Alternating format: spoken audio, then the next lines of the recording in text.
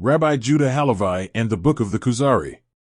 Rabbi Judah Halevi was born in the city of Tudela in Spain to a rich and educated family, and received a comprehensive education both in the field of Judaism and in the field of general Arabic education. His childhood years were years of peace for the Jews in his area of residence. But when he was 20, Spain was invaded, and wars began between Muslims and the Christians. Rabbi Judah Halevi had to wander from region to escape both the danger of the persecution of the Christians. Judah Halevi was a poet and philosopher who wrote Book of Kuzari. For his livelihood he was engaged in trade and medicine. In 1140, Rabbi Judah Halevi decided to leave Spain and immigrate to Israel. But he only got as far as Egypt, where he probably died.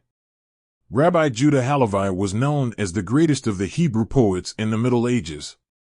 Today, we have 750 songs from his pen, including sacred songs, poems for Shabbat and holidays, as well as many holy songs, wedding and wine songs, songs of praise and friendship, songs of Zion, and more. In Spain in the 12th century, Rabbi Judah Halevi wrote, in Arabic, his philosophical book, the Kuzari, a book of answers to the claims against the humiliated religion, Judaism. In those days, a war was going on in Spain between the Muslims and the Christians. And the Jews alternately suffered either from the persecutions of the Muslims or from the Christians.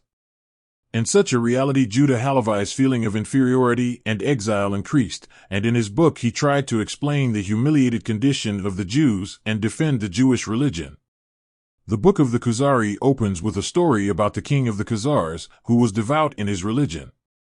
And here it happened that in the night's dream, time after time, an angel appeared to the king and said to him, "Your intention is acceptable to God, but your action is not acceptable." In order to know what the desired action was, the king decided to turn to the sages of the various religions.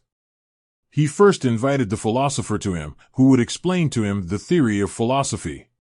After him he invited a Christian sage, who would explain to him the main points of Christianity. Then he invited the Jewish sage, the friend. In the end, the Khazar king was convinced that the Jewish religion was the true religion and decided to convert to Judaism. And so did many of his people.